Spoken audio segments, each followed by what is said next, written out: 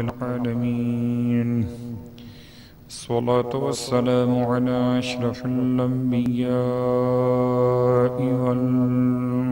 والمرسلين سيدنا أبي القاسم محمد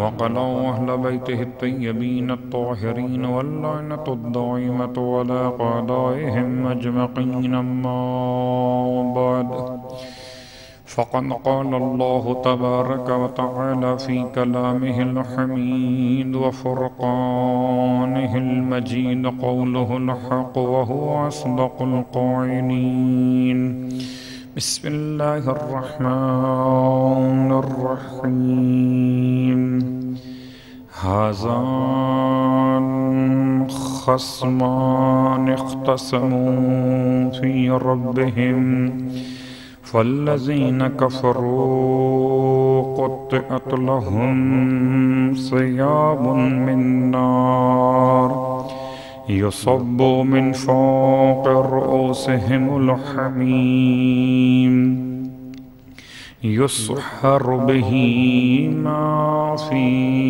بطونهم والجلود ولهم مقامع من حديد كلما أرادوا أن يخرجوا منها من غم أعيدوا فيها وذوقوا عذاب الحريق إن الله يدخل الذين آمنوا وعملوا الصالحات جنات تجري من تحتها الأنهار يحلون فيها من أساور من ذهب ولؤلؤ ولباسهم فيها حرير وهدوا إلى الطيب من القول وهدوا إلى صراط الحميد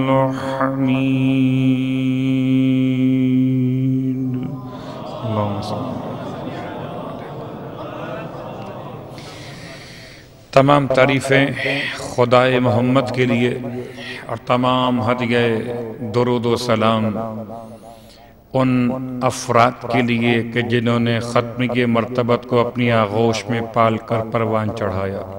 الحمدللہ الذی جعلنا من المتمسکین بالقرآن العظیم وجعلنا من المتمسکین بولایت علی بن ابی طالب علیہ السلام وجعلنا وإياكم إن شاء الله من الطالبين بالثأر الحسين مع ولي الحسين الإمام المهدي من آل محمد عليهم السلام.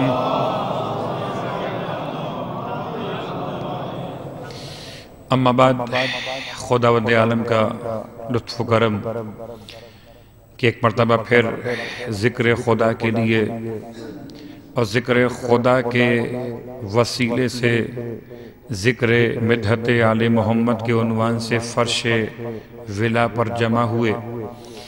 ماہ رمضان المبارک کی برکتیں سمیٹنے کے لیے قرآن مجید فرقان حمید کا سہارا سورہ مبارکہ حج اور معصوم کا یہ فرمان کہ ماہ رمضان ربیع القرآن قرآن کی بہار کا مہینہ ہے. اب جس کی مرضی ہے موسم بہار میں گلاب کا پھول چنے چمیلی کا پھول چنے چاہے تو کوئی اور خوشبو پسند ہو تو اس کا انتخاب کرے. سورہ حج اتنا خوبصورت پھول ہے کہ اس کا انتخاب اس ماہ رمضان میں ہم نے اور آپ نے مل کر لیا ہے. اور سورہ مبارکہ حج کی تفسیر کے بیان سے پہلے روزانہ کے روزے کے ثواب کے اشارے اور کنائے، اور اس کے بعد دعاؤں کا سلسلہ۔ سرکار ختمی مرتبت احمد مجتبی محمد مصطفیٰ صلی اللہ علیہ وآلہ وسلم ایک ایک دن کے روزے کے ثواب کو بیان کرنا واقعاً کیسی کیفیت تھی کہ آپ بیان کر رہے تھے، اور ہمارے اور آپ کے لیے اس وقت سے 1400 سال سے یہ ثواب مسلسل ہے۔ اور آپ نے ارشاد فرمایا آنے والے کل کے اور روزے کے حوالے سے 7واں دن کہ رب کی بارگاہ میں جو 7ویں دن کا روزہ مکمل کرے گا، خدا اسے جنت نعیم میں 40,000 صدیقین اور 40,000 شہیدوں کا ثواب عطا کرے گا۔ ایک طرف ایک شہید کا مسئلہ، ایک طرف ایک صدیق کا مسئلہ، ایک طرف 40,000 صدیقین اور شہیدوں کے ثواب کا مرحلہ کہ انسان اگر کل کے روزے کو خدا کی خاطر مکمل کرے، نہ صدیقین کے ثواب کی خاطر نہ شہیدوں کے ثواب کی خاطر، کل کا روزہ مکمل کرے خدا کی خاطر، جو خدا خاطر کرے گا وہ کیسی ہوگی۔ ہم خدا کی خاطر، خدا ہماری خاطر مدارات کرنے والا، اس نے کتنا عمدہ مرحلہ ہمیں عطا کیا کہ بغیر مانگے یہ ثواب اللہ کا رسول نے بیان کر دیا۔ ورنہ آج کا کوئی مومن سوال کرتا ہمیں روز نیا کھانا چاہیے، آج کل تو خیر بچے کہتے ہیں افطار پر ہر روز کوئی نئی ڈش ہونی چاہیے جو کل سے مختلف ہو ہو سکتا تو کوئی مومن خدا سے کہتا کہ ہر روز نیا ثواب ہونا چاہیے، تو اس سے پہلے کہ مومن کا سوال آتا 1400 سال پہلے رسول خدا کا جواب آ چکا ہے کہ ہر روز نیا ثواب ہے۔ اگر انسان سمجھنا چاہے تو بہت ہے، نہ سمجھے تو خدا بھی کچھ نہیں نہ سمجھنے والوں کے لیے۔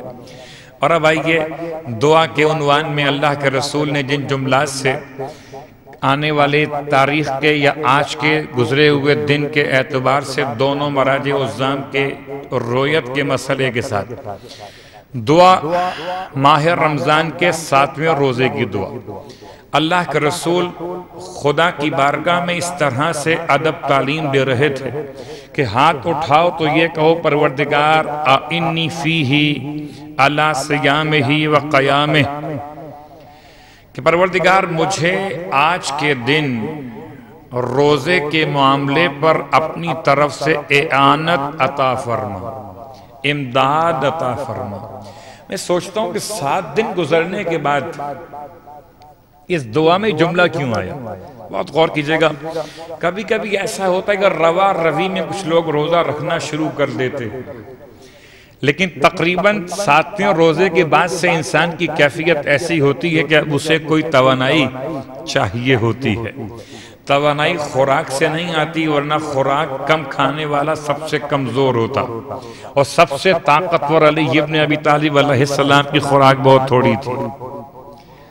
طاقت خوراک سے نہیں آتی، طاقت خدا کے نام سے آتی ہے، اور 7ویں روزے پر اللہ کے رسول نے خدا سے پھر امداد طلب کرنے کی جو دعا تعلیم فرمائی، اعنی فیہ علی صیامہ و قیامہ، تو روزے کے مسائل میں صرف 2-3 جملے۔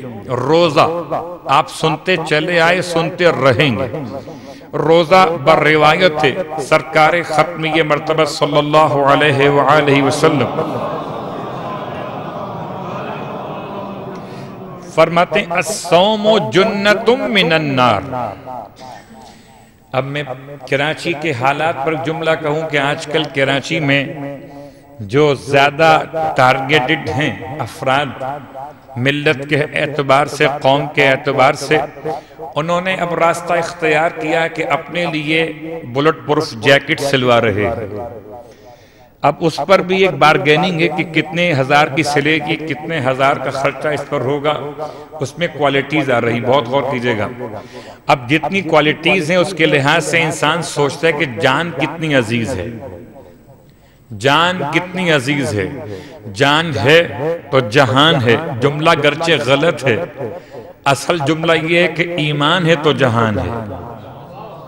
جان ہے تو جہان نہیں ہے، ایمان ہے تو جہان ہے۔ جان ہے تو جہان ہے، پھر تو ہندو بھی ہے، کافر بھی ہے، عیسائی بھی ہے۔ ایمان ہے تو سب کچھ ہے، اور ایمان نہیں تو دنیا سلامت رہے کس کام کی۔ تو بہرحال یہ محاورہ مشہور ہے تو میں نے زبان سے ادا کر دیا کہ اپنی جان کتنی قیمتی ہے۔ کہ 1,00,000 روپے خرچ کرتا ہوں ایک جیکٹ بنوانے پر۔ اب چونکہ آپ تو ایک پرامن مملکت میں رہتے ہیں، آپ کو اس کا اندازہ خبروں سے ہی ہو سکتا ہے۔ ہم تو وہاں روز نکلتے اور آتے اور جاتے ہیں۔ تو جیکٹ کا استعمال، اندر پہننے والی جیکٹ، بلٹ پروف جیکٹ، اس کو سلوانے کا مسئلہ۔ اب مارکیٹ میں پرائسنگ آ گئی کہ 1,00,000 کی بھی ہے، 40,000 کی بھی ہے، اور سپوز 20,000 کی بھی ہے۔ تو 20، 40 اور 1,00,000۔ اب انسان سوچتا ہے کہ کون سی اس میں سے سلوائی جائے، تو عقل کہتی ہے جو زیادہ مضبوط ہو اور زیادہ پروٹیکٹ کر سکے انسان کی باڈی کو، وہ سلوائی جائے۔ تو بس انسان کو اگر اپنی جان زیادہ عزیز ہو تو اس کا انتخاب کرتا ہے جو اس کے بدن کو بہت زیادہ محفوظ رکھ سکتی ہو۔ روزہ اس جیکٹ کا نام ہے جو آتش جہنم کی نکلنے والی سرخ گولیاں جو آگ کی بنی ہوئی ہیں، ان سے انسان کی باڈی کو بچا سکتا ہے۔ اب جتنی اپنی جان سے محبت ہے اتنی جیکٹ اچھی بنائیے گا۔ صلوات پڑھے محمد علیہ۔ الصوم جنۃ من النار۔ اس کے بعد امام کے حوالے سے 2 جملے، یہ تو اللہ کے رسول کا فرمان ذی قدر تھا، اب امام کے حوالے سے 2 جملے۔ اور ہمارے اور آپ کے مسائل میں یا رسول خدا کا نام بہت معروف، اس کے بعد امام صادق علیہ السلام کا نام روایات کثرت کے ساتھ امام سے بیان ہوئی۔ تو 2 روایت ہیں۔ امام کا ایک جملہ، لِكُلِّ شَيْءٍ زَكَاةٌ وَزَكَاةُ الْأَبْدَانِ الصَّوْمُ۔ ہر شے کے لیے ایک زکوٰۃ ہے، ہر شے کے لیے ایک زکوٰۃ ہے، اور بدن کی زکوٰۃ ہے روزہ۔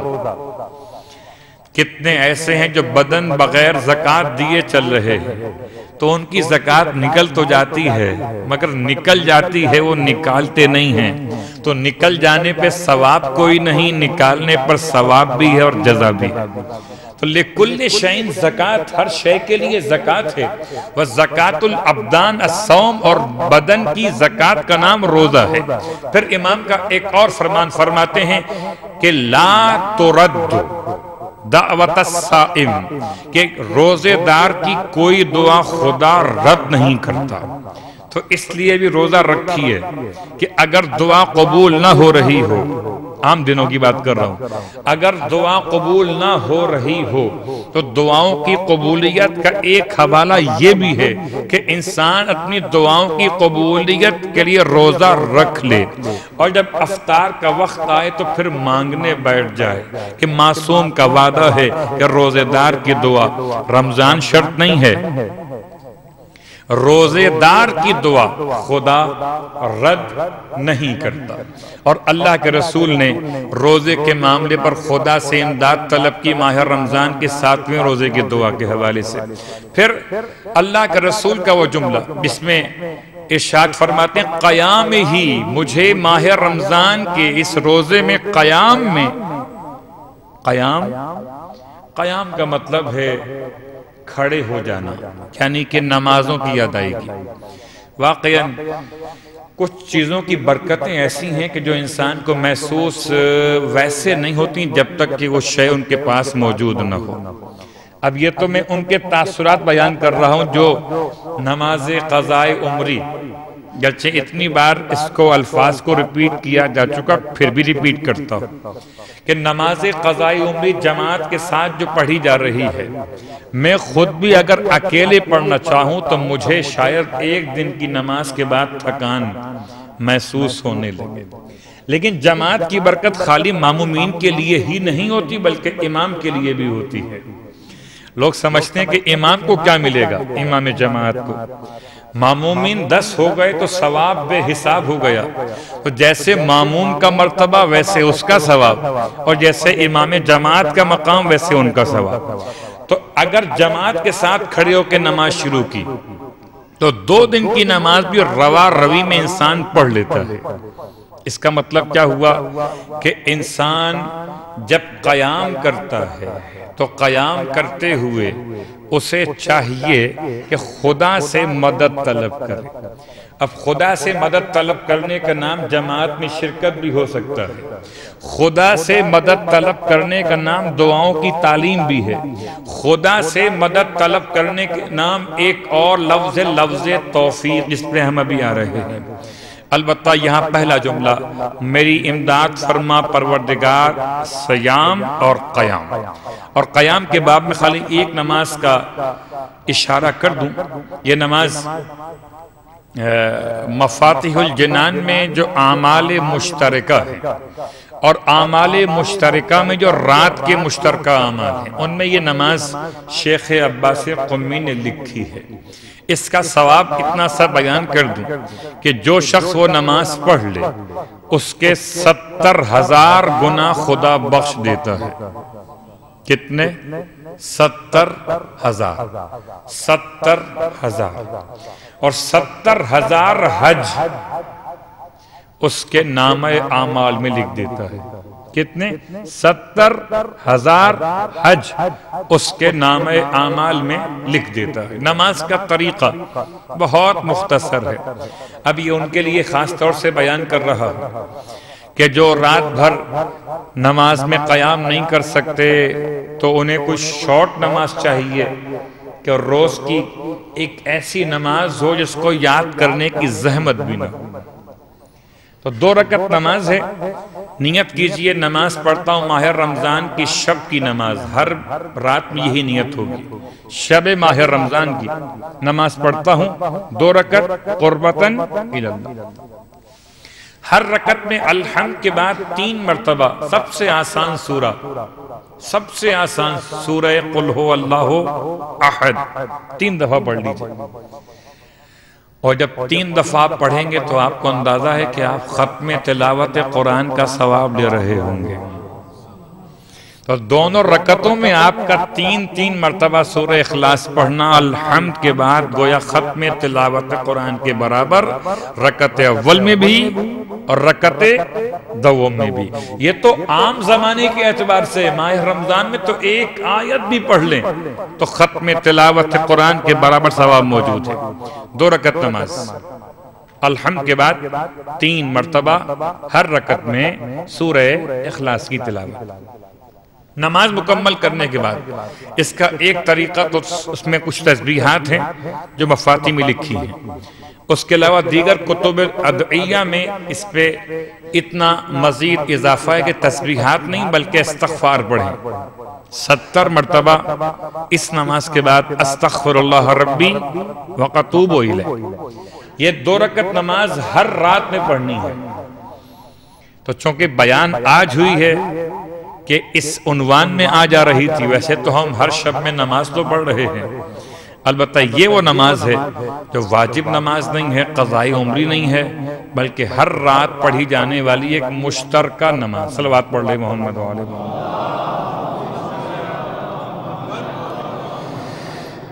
اور پھر اللہ کا رسول نے ماہ رمضان کی دعاؤں میں خدا سے ذکر کے حوالے سے التماس کی، پروردگار مجھے ذکر کرنے والوں میں شامل فرما لے۔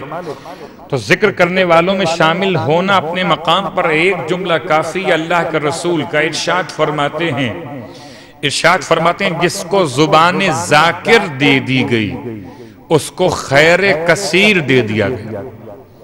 جس کو زبان ذاکر دے دی گئی، ذکر خدا، الا بذکر اللہ تطمئن القلوب۔ کیا یہ وقت نہیں آیا انسان کے لیے کہ ذکر خدا کو ایسے محسوس کرے کہ ذکر خدا اس کے دلوں کے اطمینان کا باعث بن جائے؟ جب کبھی آپ کا دل گھبرائے اور کوئی دوست مددگار سمجھ میں نہ آئے، رجوع کیجئے پروردگار عالم سے اور ذکر خدا کیجئے۔ سارے دوست فانی ہیں، خدا کی دوستی خود بھی باقی ہے، وہ ذات خود بھی باقی رہنے والی ہے۔ اس اعتبار سے ذکر خدا اور ذکر خدا کے مسائل میں خالی ایک اور جملہ سرکار ختمیہ مرتبہ صلی اللہ علیہ وآلہ وسلم کی اور روایت فرماتے پروردگار عالم فخر و مباحات کرتا ہے 3 طرح کے لوگوں پر اپنے فرشتوں کے سامنے. ذکر خدا کی بات بھی ہے، اس میں نماز بھی شامل ہے، اس میں روزہ بھی شامل ہے، تمام اذکار شامل ہیں. 3 طرح کے لوگوں کے بارے میں خدا فرشتوں سے فخر و مباحات کرتا ہے. پہلی قسم ان افراد کی جو بیابان و صحرا میں اکیلے ہوں اور اذان و اقامت دے کر نماز پڑھ رہے ہوں اور ان کو دیکھنے والا وہاں کوئی نہ ہو. خدا فرشتوں سے کہتا ہے دیکھو اس بندے کو میرے سوا وہاں کوئی بھی نہیں دیکھ رہا، تو میں اس کے لیے تمہیں حکم دیتا ہوں جاؤ اس کے جلو میں کھڑے ہو کر نمازیں پڑھو. 70,000 فرشتے اس کے جلو میں کھڑے ہو کر نماز پڑھتے ہیں اور قیامت تک اس کے لیے خدا سے استغفار کرتے رہتے ہیں.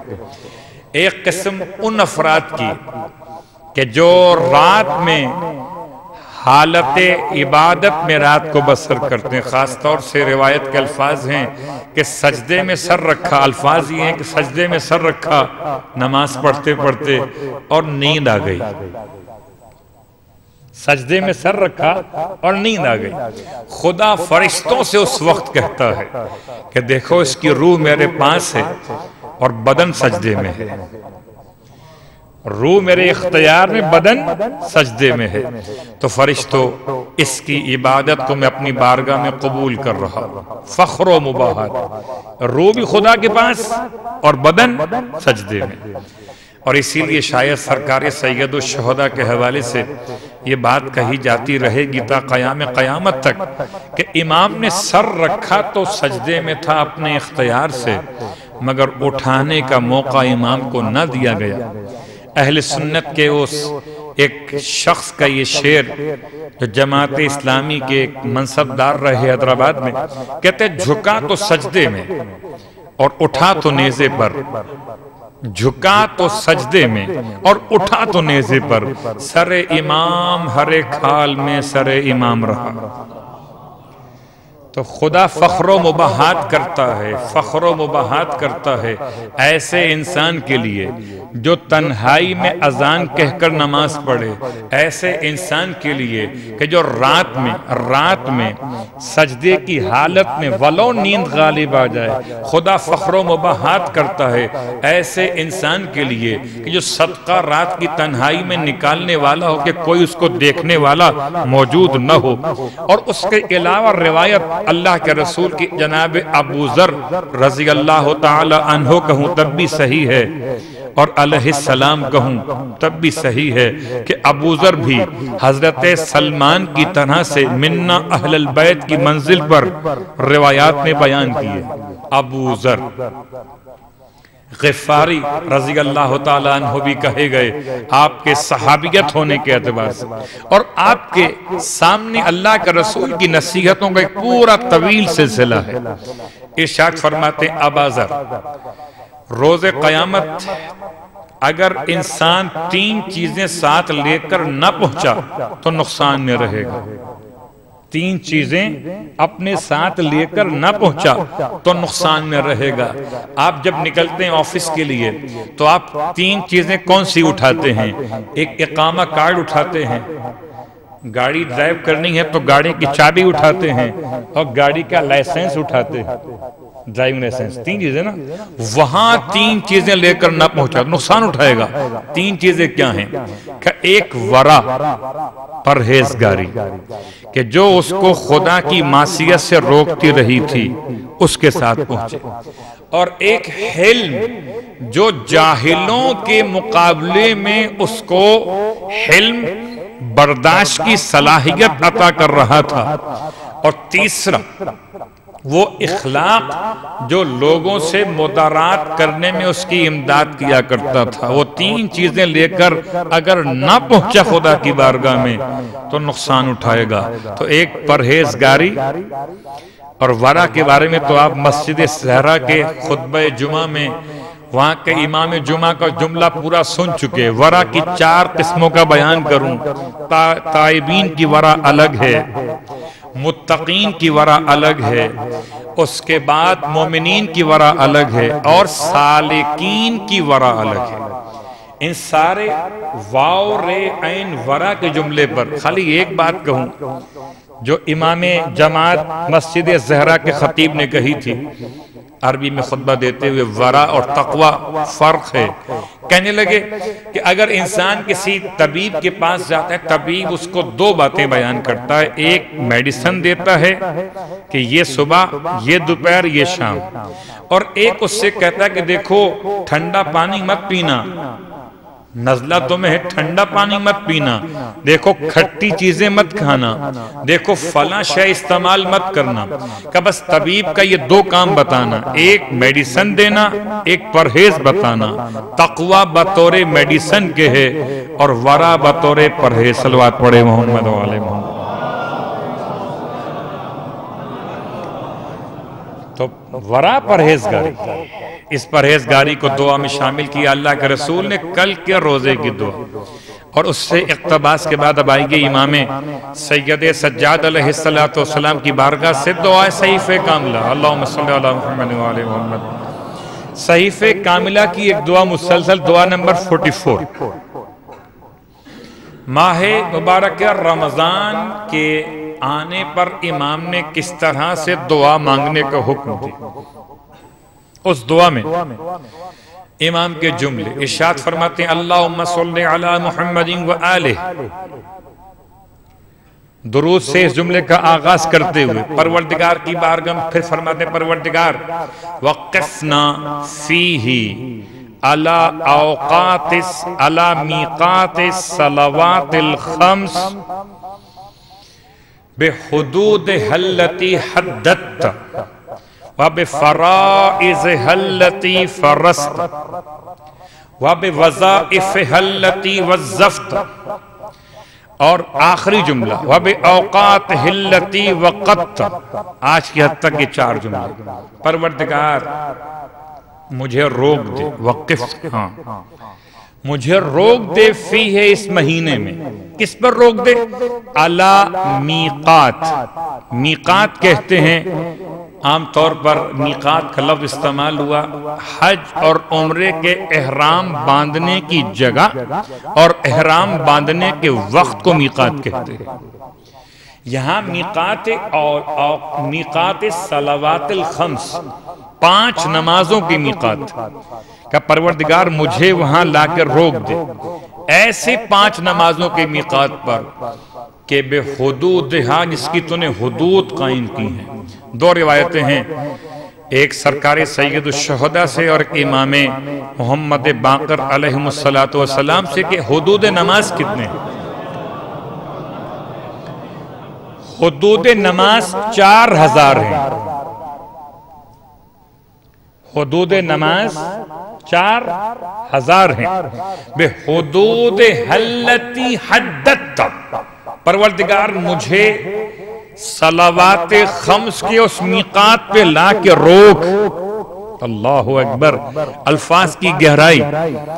چوتھے امام کی شخصیت وہ ہے کہ جو ظاہر کو دیکھ کر عبادت نہیں سمجھاتی بلکہ ظاہر کے ذریعے باطن تک پہنچاتی۔ چوتھے امام کی شخصیت وہ ہے، کبھی شبلی کی روایت پڑھیے گا، امام کے صحابی شبلی، اور شبلی نے چوتھے امام سے پورا حج سیکھا۔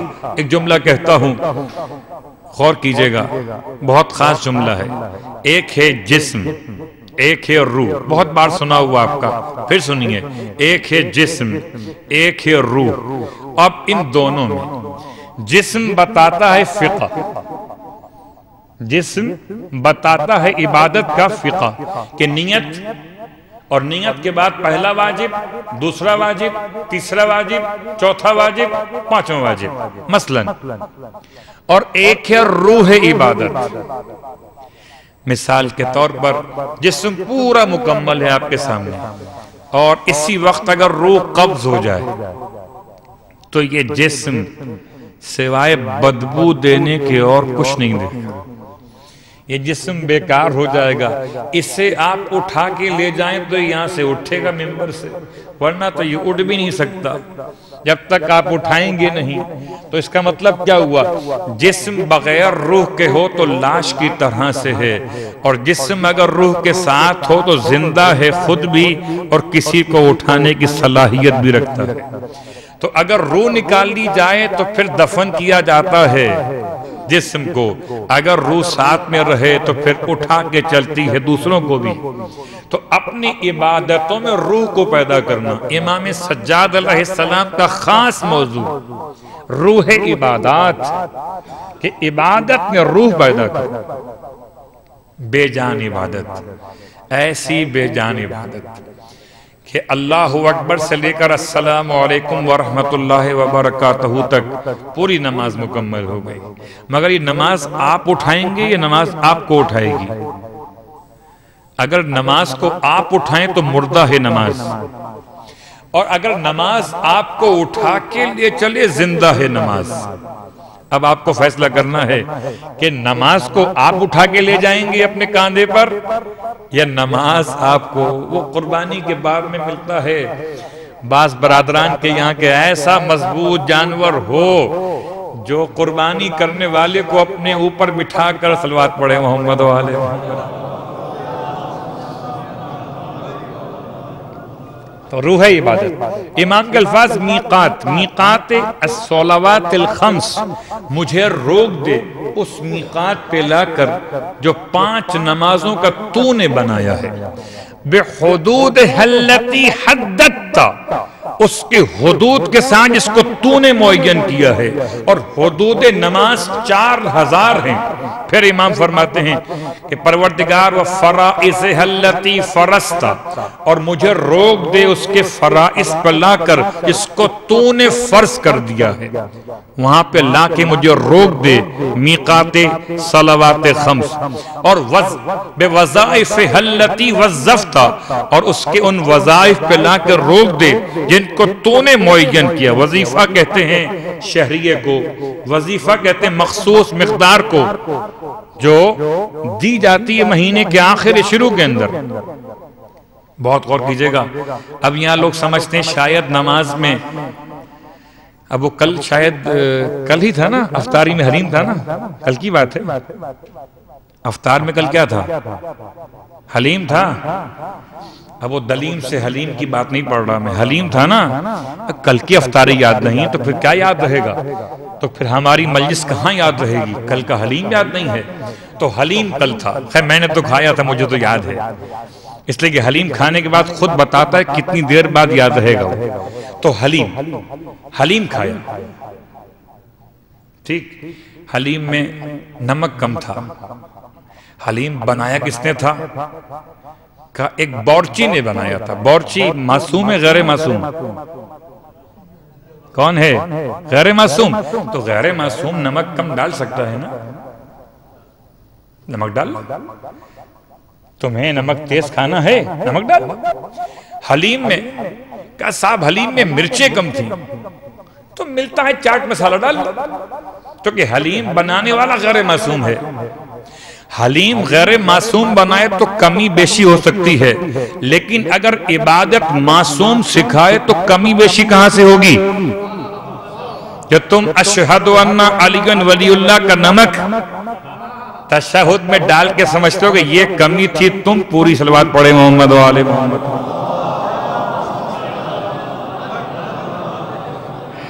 تم پوری کر رہے ہو کمی. اللہ اکبر. تو اب یہ الفاظ یاد رہیں کہ یہ پورے جملے نماز کے بارے میں. میقات، نماز کا میقات، 5 نمازوں کے میقات، اس کے حدود کے ساتھ. بے حدود التی حددت.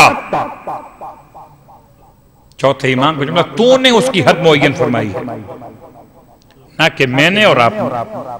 فرائض تو نے اس کے معین کیے ہیں، وظیفے تو نے اس کے معین کیے ہیں.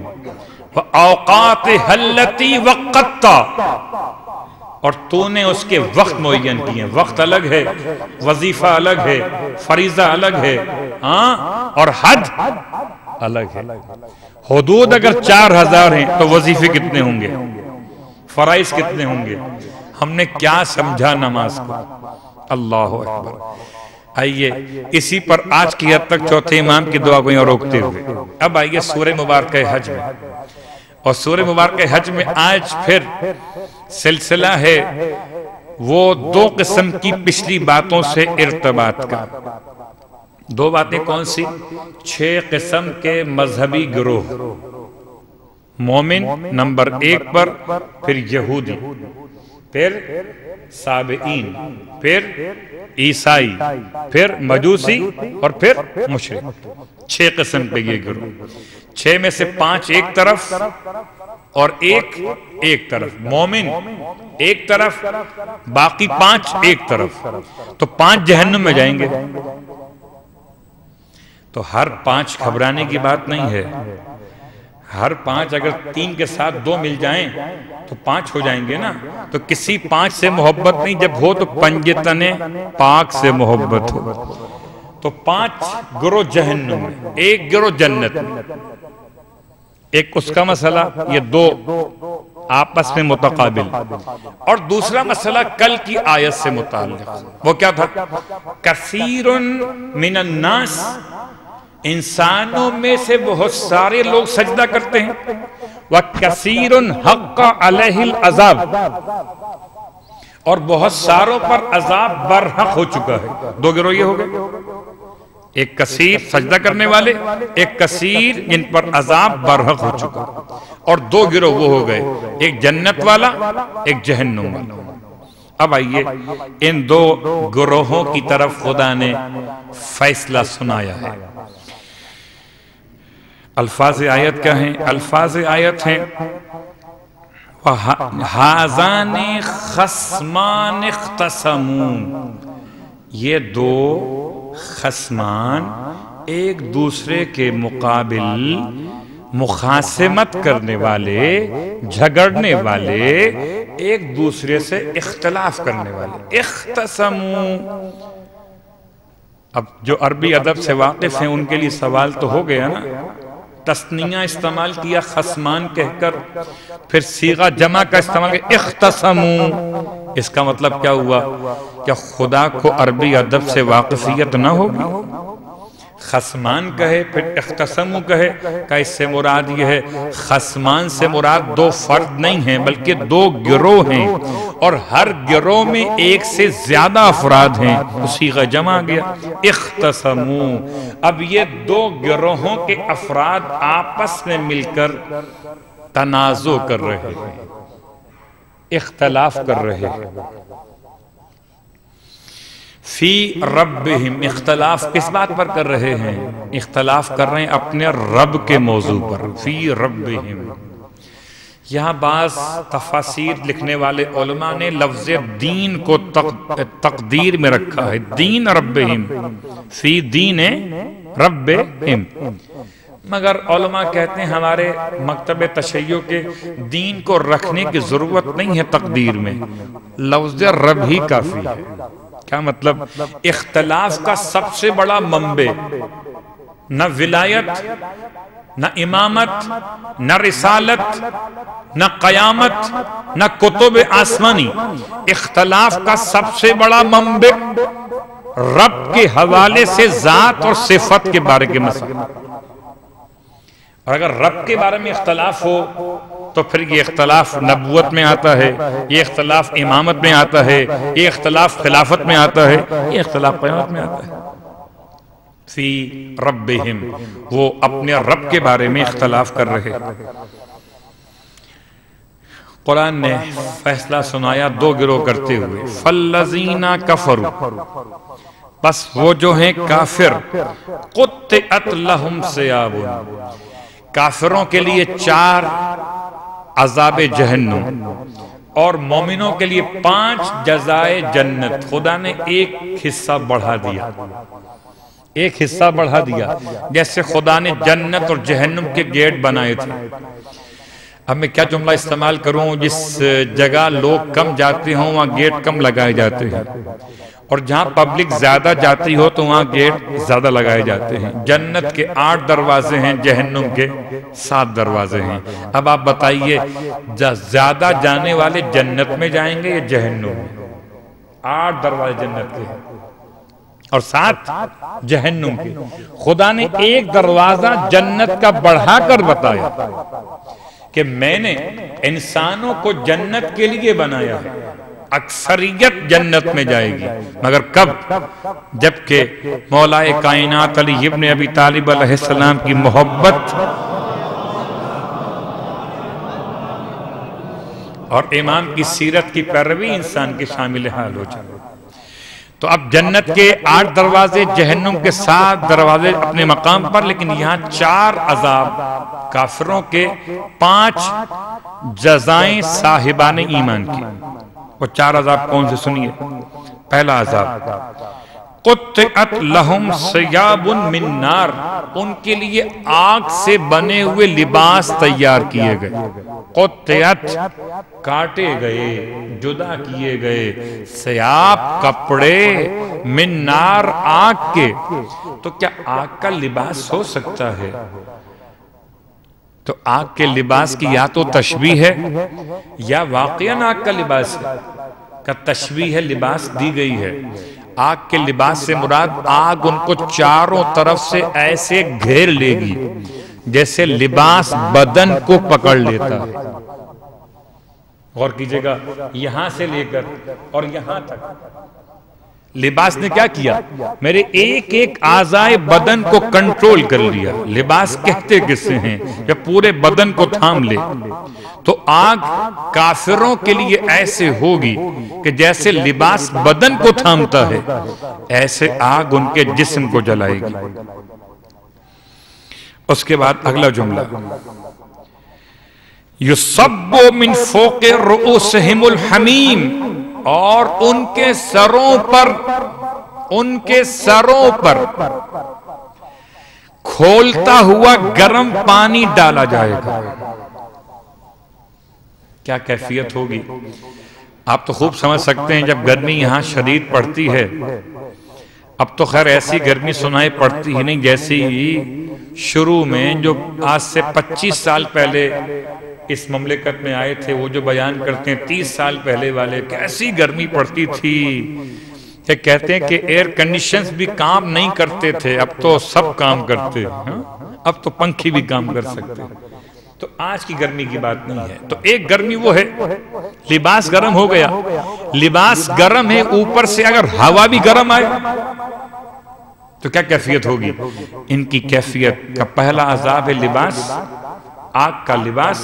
دوسرا عذاب سر کے اوپر سے حمیم۔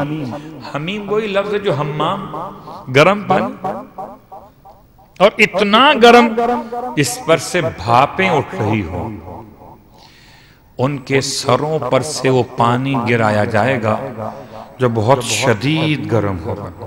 تو ہو گئے۔ نمبر 3 یُسْحَرُ بِهِ مَا فِي بُطُونِهِمْ وَالْجُلُودِ، اور اس پانی کے گرنے سے ان کے لباس کے بعد ان کے جسم میں 2 جگہ پر کیفیت پیدا ہوگی۔ ایک ان کی کھال جلے گی، ایک ان کے پیٹ کے اندر آگ ایسی بھر جائے گی کہ ان کے پیٹ جلنا شروع ہو جائیں گے۔ یُسْحَرُ سحر، ایک عذاب کے معنی میں، ایک سحر دولہ کے معنی میں، سحر اور سحر۔ یُسْحَرُ بِهِ، ان پر وہ عذاب ہوگا، فی بطونہم، ما فی بطونہم، کہ جو ان کے پیٹ کے اندر موجودہ تمام چیزوں کو جلا دے گا، والجلود، اور کھال کو۔ کاش کہ کھال جل جائے تو ختم ہو جائے، نہیں، کھال جلے گی اور نہیں آئے گی۔ اور پھر وہ کیفیت ہے کہ انسان موت کی تمنا کرے گا مگر موت دور دور تک نہیں ہوگی۔ کہ خدا نے موت کے ختم کرنے کا فیصلہ کر دیا ہوگا جب جنت میں جانے والے جنت میں چلے گئے اور جہنم میں جانے والے جہنم میں چلے گئے، اب موت ختم کر دی گئی، اب انسان مر نہیں سکتا، جنت میں کھا کھا کے نہیں مر سکتا اور جہنم میں جل جل کر نہیں مر سکتا۔ جنت پھر بھی، وہ لفظ استعمال تو میں نے کیا لیکن ایسا نہیں ہے، انسان جو کھائے گا فائدہ ہی فائدہ، جہنم میں جتنا جلے گا اور جتنی موت مانگے گا نہیں مر سکے گا۔ تین ہو گئے، چوتھا کیا ہے؟ چوتھا یہ ہے کہ کلما ارادوا ان یخرجوا منها من غم، جب بھی وہ دوڑ کے جہنم سے نکلنا چاہیں گے، اعیدوا فیہا، فرشتے آگ کے ہتھیار لیے ہوئے واپس ماریں گے، اندر جاؤ، اور اندر گر پڑیں گے۔ تو جتنا نکلنا چاہیں گے اور کہا جائے گا ذوقوا، اور چکھو اس عذاب کو جو جلانے والا عذاب ہے۔ اس کے بعد چار قسم کے عذاب مکمل ہوئے۔ پہلا کہ جو لباس کے بارے میں، دوسرا سر پر جو ڈالی جائے گرم گرم کھولتا ہوا پانی، اور تیسرے کو شامل کیا دوسرے کے ذیل میں کہ اسی پانی کا اثر پیٹ میں آگ لگا دے گا اور اسی پانی کا اثر کھال کو جلا دے گا۔ پھر چوتھا عذاب وہ کیا ہے کہ لہم مقامع من حدید، اور ان کو لوہے کے بنے ہوئے تازیانے اور گزر مارے جائیں گے۔ چار عذاب ہوگا۔ پھر ریپیٹ کرتا ہوں، پہلا عذاب کیا کریں گے ان کے لیے؟ آگ کا لباس۔ دوسرا عذاب پانی گرم۔ تیسرا عذاب کیا ہوگا کہ جیسے وہ نکلنا چاہیں گے انہیں واپس لوٹا دیا جائے گا۔ چوتھا عذاب انہیں لوہے کے تازیانے اور گزر مارے جائیں گے۔ چار عذاب۔ اس کو بعض تفاسیر کے علماء نے 5 اور 6 گنتی میں لکھا ہے، لیکن 4 بھی ہو سکتے ہیں۔ اس کے بعد آئیے، ان اللہ یدخل الذین آمنوا وعملوا الصالحات، بتحقیق کہ اللہ داخل کرے گا صاحبان ایمان کو اور عمل صالح کرنے والے وہ لوگ، جنات تجری من تحتها الانہار، ایسی جنتوں میں جن کے نیچے سے نہریں جاری ہوں گی، یحلون فیہا من اساور، اور انہیں پہنائے جائیں گے کیا؟ اساور من ذہب، سونے کے کنگن، جڑاؤ کنگن، جوڑی دار کنگن، واللؤلؤ، اور موتیوں کے، کیا کہنے، واللباسہم فیہا حریر، اور ان کا لباس ریشمی ہوگا۔ تو اس میں ایک جنت، ایک جوڑا، ایک وہ کنگن جو پہنائے جائیں گے، ایک لباس، 3 اور 2 باقی رہ گئے۔ مگر اس سے پہلے پھر ریپیٹ کرتا ہوں کہ صاحبان ایمان مگر کون سے مومن؟ خالی زبانی مومن نہیں، عامل الصالحات، جو عمل صالح انجام دینے والے ہوں گے۔ اللہ اکبر، ایک ایمان، اس کے بعد عمل صالح۔ یہ الگ بات ہے کہ آج ہم دیکھتے ہیں کہ دنیا کے لوگ بڑے زور شور سے عمل کر رہے ہیں۔ اب پتہ چلا کہ اگر ایمان کے بغیر عمل ہو تو انسان وہ بنتا ہے، اور اگر ایمان کے ساتھ عمل ہو تو انسان مولائی بنتا ہے۔ اور مولائی کیسے بنتا ہے کہ ہر اعتبار سے دنیا میں اگر امن ہے تو صاحبان ایمان ولایت علی ابن ابی طالب علیہ السلام کے ماننے والوں کی برکت کی وجہ سے،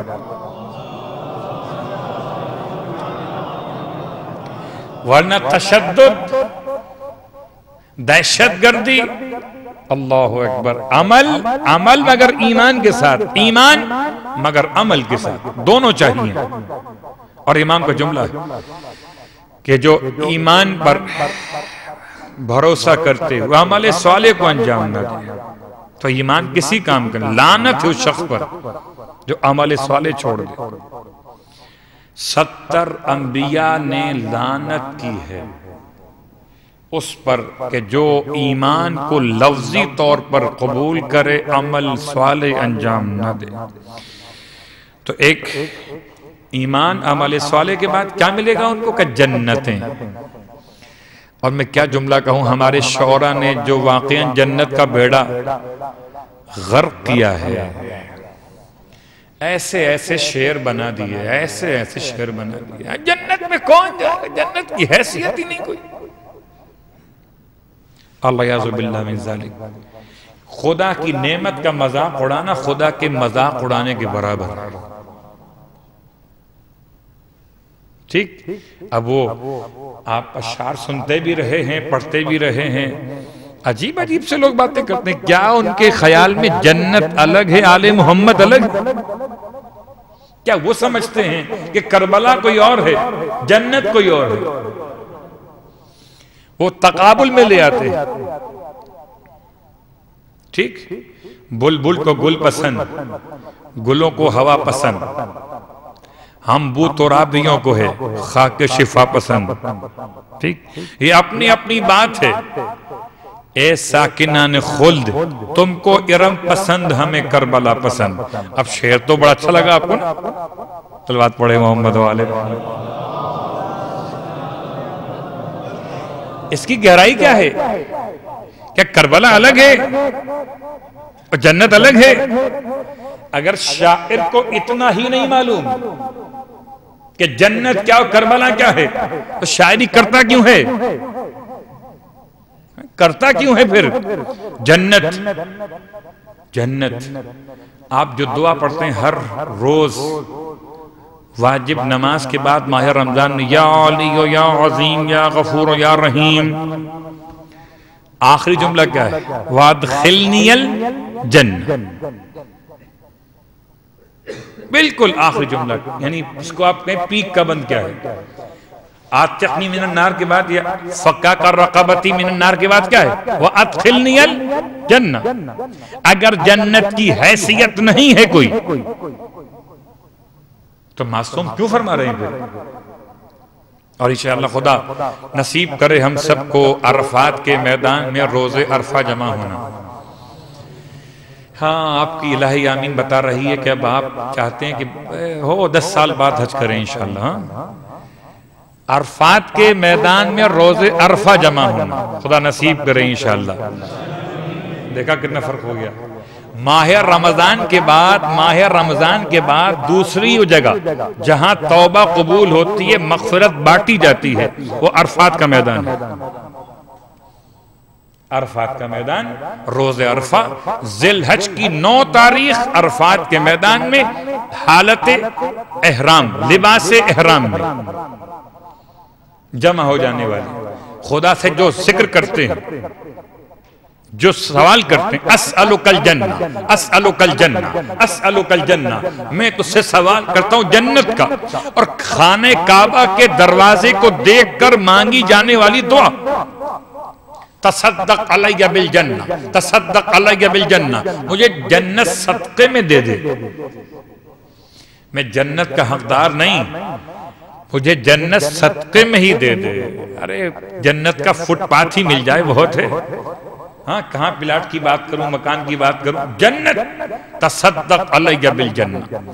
تو میں نے اس لیے یہاں تک آپ کو پہنچایا کہ پھر اس آیت کا اثر نہیں ہوتا اگر میں شاعروں کی جنت بیان کرتا. جنت کیا کرنا، کیا ملا پھر؟ اگر جنت ہی ملی تو کیا ملا؟ اور اب آئیے اس سوال کا جواب بھی آنے والا ہے کہ جنت میں لوگ کریں گے کیا؟ فارغ بیٹھیں گے، کچھ کام کریں گے؟ صلوات پڑھ لیں محمد والے.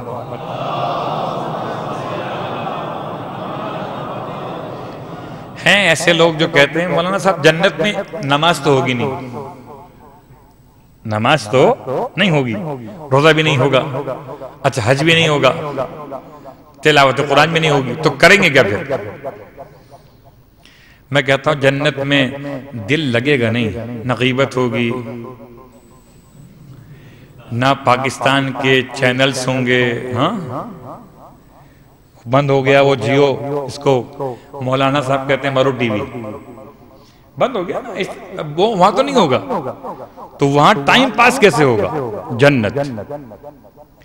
اور جنت کے حوالے سے بہرحال اس لیے میں یہاں تک آپ کو لے کر آیا کہ اگر جنت کی وضاحت نہ ہو تو اس آیت کا لطف پیدا نہیں ہوگا کہ خدا ان کافروں کے مقابل پر جن کو آگ کا لباس، جن کو گرم پانی، جن کو لوہے کے گزر اور تازیانے، جن کو جہنم میں بار بار گرایا جانا، نکلنا چاہیں اور دوبارہ گرا دیے جائیں، اس کے مقابلے پر مومنوں کو خدا کیا دے گا؟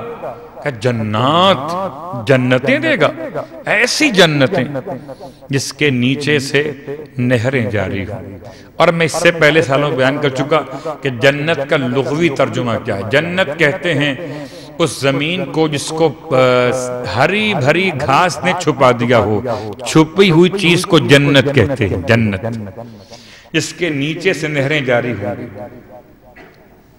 یحلون فیہا من اساور، وہ پہنے ہوئے ہوں گے ہاتھوں میں کیا؟ سونے کے کنگن۔ یہاں سونا پہننا حرام تھا، لوگوں نے ڈھونڈ لیا مولانا اگر سفید سونا پہن لیں تو پہننا ہی ٹھہرا، تو وہاں کیوں نہ پہنے؟ یہاں چھوڑ دو، وہاں خدا خود پہنا دے گا۔ یہاں خدا اترواتا ہے، وہاں خود پہنائے گا۔ اور ایسے پہنائے کہ دونوں ہاتھوں میں کنگن ہوں گے۔ یہاں کیوں منع تھا پھر؟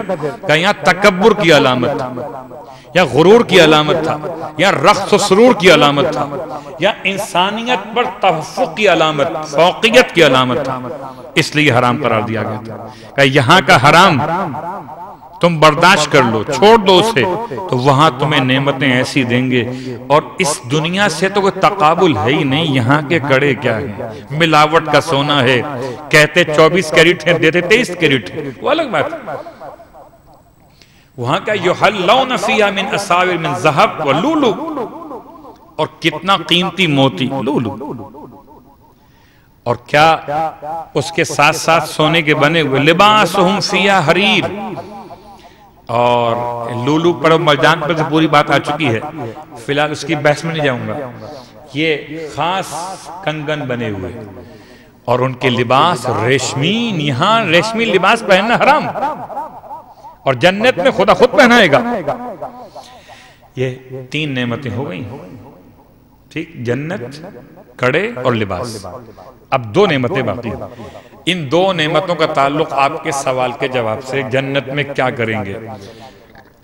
وَهُدُوا إِلَى الطَّيِّبِ مِنَ الْقَوْلِ، اور ان کو تحفے پیش کیے جائیں گے پاکیزہ قول کے، ان کو گفٹ دیے جائیں گے روزانہ پاکیزہ قول۔ خدو یعنی ہدیے دیے جائیں گے، اِلَى الطَّيِّبِ پاکیزہ من القول، وہاں جو کوئی آئے گا ادھر سے گھوم کر ادھر سے گھوم کر کوئی پاکیزہ قول کیا لے کر آئے گا؟ چلیں اس پاکیزہ قول کو ڈھونڈتے ہوئے سورہ مبارک انفال میں چلتے ہیں، سورہ یونس کے اندر بلکہ، اور سورہ یونس میں پروردگار عالم نے جو بیان کیا آیت نمبر 10 میں، اس کے الفاظ کیا ہیں؟ دعواہم فیہا سبحانک اللہم وتحیتہم فیہا سلام۔ ان کی پکار جنت میں جانے والوں کی کیا ہوگی؟ سبحانک اللہم، پروردگار تو پاک اور پاکیزہ ہے، وتحیتہم فیہا سلام، اور ان کا تحیہ یعنی ملاقات کی کیفیت سلام۔ سلام، اتنے سلام کے عادی ہو جاؤ کہ دنیا میں رہتے ہوئے جنت کا مزہ آ جائے۔ اگر سلام چھوڑ دو گے تو پھر جنت میں چاروں طرف سے سلام ہوگا۔ کوئی یہاں سے آئے گا سلام علیکم، کوئی یہاں سے آئے گا سلام علیکم، تحیتہم فیہا سلام، وآخر دعواہم، اور آخری جملہ کیا ان کا ہوگا؟ ان الحمد للہ رب العالمین۔ جیسے میں نے آپ سے پوچھا کیسے مزاج ہے، پہلے کہا السلام علیکم، آپ نے کہا وعلیکم السلام، کیسے مزاج ہے؟ کہا الحمدللہ۔ جنت میں کیا ہوگا؟ کہا ان کا پہلا جملہ ہوگا سبحانک اللہم، پھر ہوگا سلام، پھر کیا ہوگا؟ الحمدللہ رب العالمین۔ ان باتوں کو ملاتے ہوئے اس آیت میں کہا گیا ہدو الی الطیب من القول، ان کو پاکیزہ تحفے قول کی شکل میں دیے جائیں گے۔ نمبر 4، وَهُدُوا إِلَى صِرَاطِ الْحَمِيدِ، اور ان کی رہنمائی کی جائے گی اس راستے کی طرف کہ جو حمید کا راستہ، حمید کا مطلب محمود کا راستہ، محمود کا مطلب ذات خدا کا راستہ، یعنی قربت خدا۔ جنت میں کیا ہوگا؟ ہر انسان ایک تو سلام سلام سلام، کیا کریں گے؟ سلام سلام سلام، ٹھیک؟ یہ توحید کا بیان ہے، یہ توحید کا بیان ہے۔ اور علماء کہتے ہیں روایتوں کے اعتبار سے، امام محمد باقر علیہ السلام کی روایت کے ذیل میں ارشاد فرماتے معصوم کہ اگلا جملہ جو ہے وَالصِّرَاطِ الْحَمِيدِ، ہُدُوا إِلَى صِرَاطِ الْحَمِيدِ، اس کا مطلب ولایت علی ابن ابی طالب علیہ السلام۔ جنت میں ذکر ہوگا تو یا توحید کا ہوگا، جنت میں ذکر ہوگا تو یا توحید کا ہوگا، جنت میں ذکر ہوگا تو یا ولایت علی ابن ابی طالب علیہ السلام کا ہوگا۔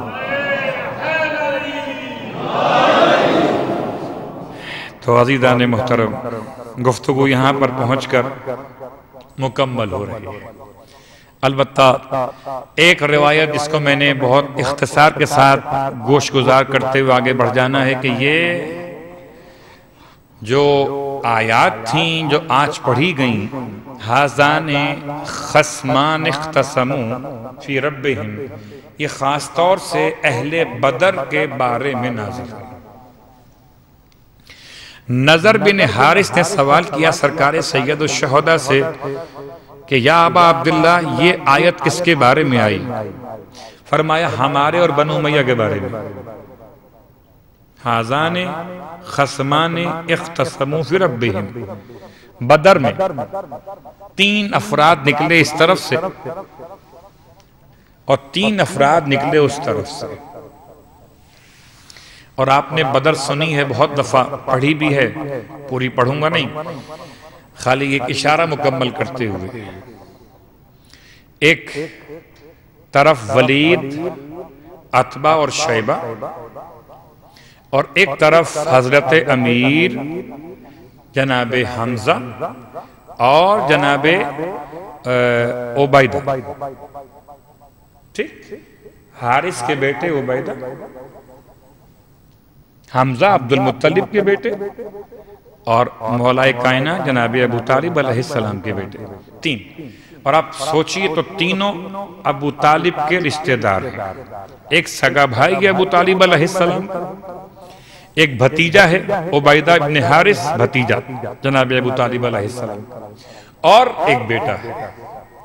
تو اسلام کی پہلی جنگ بدر، اور جنگ بدر میں لشکر اسلام سے 3 وہ اچھے نسب والے نکلے۔ اس سے پہلے تو گئے تھے وہ غلام کہ جن کو کفار مکہ نے کہہ کے واپس کر دیا کہ تم ہمارے لیول کے نہیں ہو، انہیں بھیجیں کہ جو ہمارے مقابل کے ہو۔ تو کافر بھی خوب سمجھتے تھے کن سے جنگ کرنی چاہیے، ان کے مقابل کون آ سکتا ہے۔ اور اس کے بعد جب اللہ کے رسول نے 3 کا انتخاب کیا تو آج ان کو یاد کرتے ہوئے جناب ابو طالب علیہ السلام کی وفات کی تاریخ باز علماء نے بیان کی ہے، ماہ رمضان کی 7 تاریخ۔ اختلاف قول ہے، اس میں کوئی شک نہیں، لیکن کون ابو طالب علیہ السلام بار بار سنا گیا، بار بار پڑھا گیا۔ اتنی بڑی قربانی ہے کہ اگر ابو طالب علیہ السلام کی قربانی نہ ہوتی تو آج کوئی مسلمان نہ ہوتا۔ آج جتنے مسلمان ہیں، مومن یا غیر مومن، سب کے سب قربانی ابو طالب کا نتیجہ ہے، ورنہ کچھ بھی نہیں ہوتا۔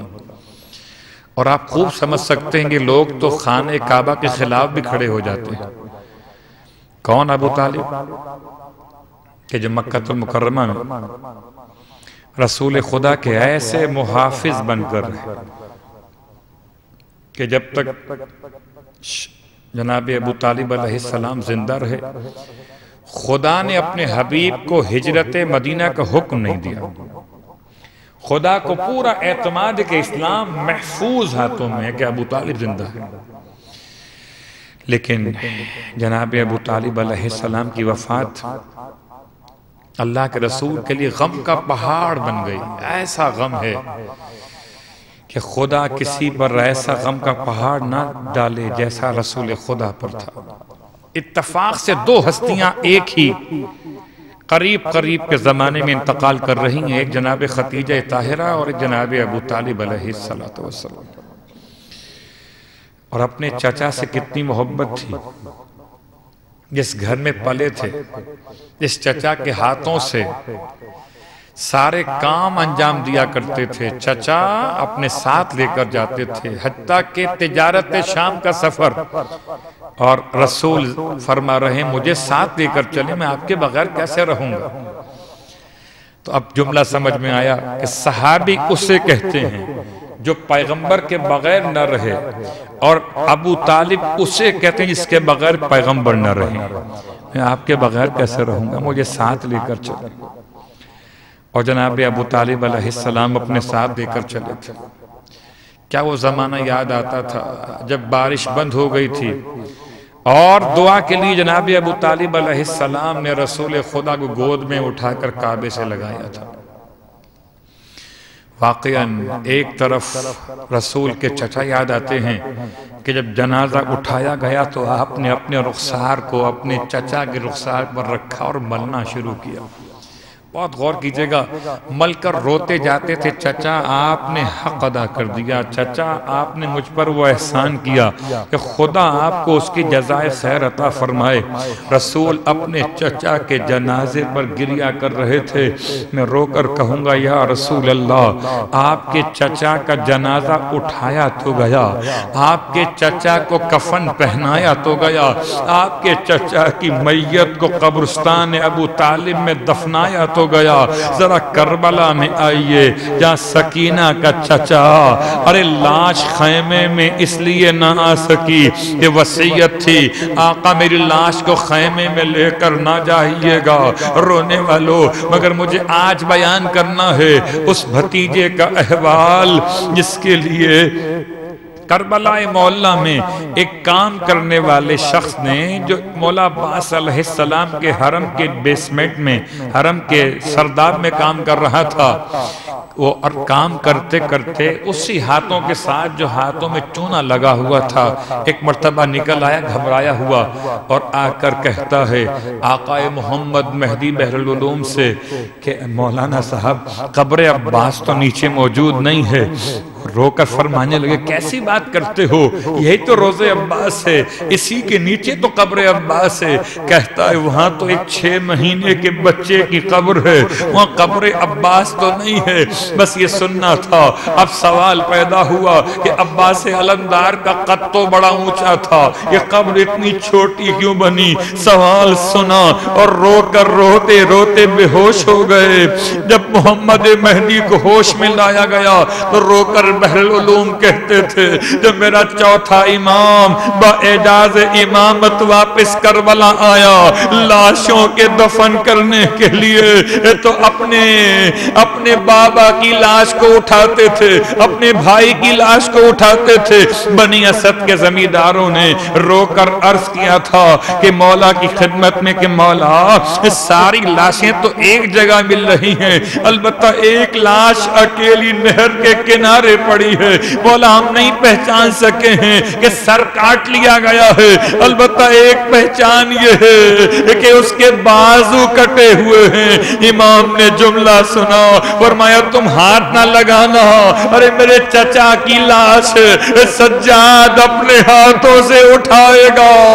بحر العلوم کہتے ہیں جب میرا مولا آیا نہر کے کنارے، ارے قبر تو برابر کھودی گئی تھی، مگر جیسے ہی اپنے چچا کی لاش کو اٹھانا چاہا، اتنا خستہ تھا بدن عباس، جس اعضا کو ہاتھ لگاتے تھے وہ دوسرے اعضا سے جدا ہو جاتا تھا۔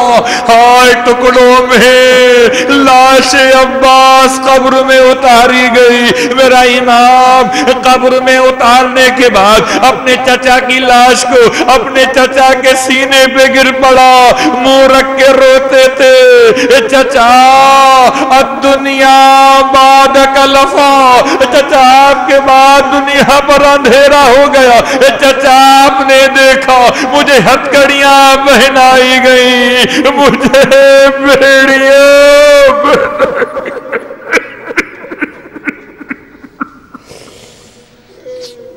اللہ ولعنۃ اللہ علی القوم الظالمین وسیعلم الذین ظلموا ای منقلب ینقلبون۔ بار اللہ واسطہ محمد و آل محمد کا ہماری اس عبادت کو اپنی بارگاہ میں قبول فرما۔ بار اللہ واسطہ محمد و آل محمد کا پروردگار تمام تر حاضرین مجلس کی حوائج شرعیہ کو پورا فرما۔ بار اللہ واسطہ محمد و آل محمد کا پروردگار عباس علمدار کا واسطہ، پروردگار جناب ابو طالب علیہ السلام کا واسطہ، قبرستان ابو طالب میں قبر ابو طالب کی عظمت کا واسطہ، پروردگار تمام تر مرادیں پوری فرما۔ بار اللہ واسطہ محمد و آل محمد کا پروردگار کوئی غم نہ دے سوائے غم آل رسول کے۔ بار اللہ واسطہ محمد و آل محمد کا ہمارے مرحومین کی مغفرت فرما۔ پروردگار واسطہ محمد و آل محمد تمام مومنین مومنات دنیا بھر میں جہاں کہیں آباد ہیں ان کی جان مال عزت و آبرو کی حفاظت فرما۔ بار اللہ واسطہ محمد و آل محمد کا پروردگار تمام روزے اور اعمال قبول فرما، تلاوت قرآن قبول فرما، پروردگار تمام تر گناہان کبیرہ و صغیرہ کو معاف فرما۔ امام زمانہ علیہ السلام کے ظہور میں تعجیل فرما۔ ہم سب کو امام علیہ السلام کے ادنا ترین خدمت گزاروں میں ہمیں بھی، ہمارے مرحومین کو بھی، ذریت و اولاد کو بھی امام کے جانثاروں میں شامل فرما۔ سورہ فاتحہ کی التماس سے پہلے صرف ایک مسئلہ اور اس کے بعد آپ کا کوئی سوال اگر ہے تو اس کا جواب۔